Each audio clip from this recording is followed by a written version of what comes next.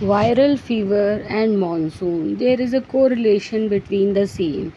Recent times, what I have observed is that kids are not so much interested in biology, but biology is very important subject.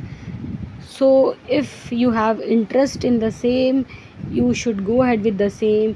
If you have any virologist in your family, be it of plants, animals, humans, they will be able to tell you very easily that it may vary in the host, target, genetic traits and transmission methods, but they are the same in the basic viral structure and replication logic. So virologist will make you understand what is the environment for viruses to survive and spread.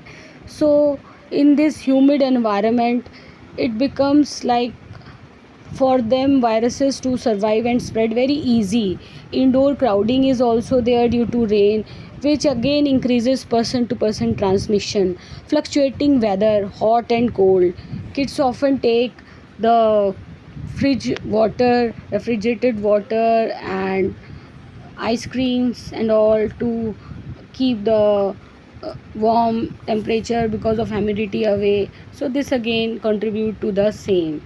So the foods for viral are like moong dal soup. It is not necessary to give them khichdi all the time because the kids also refuse sometimes.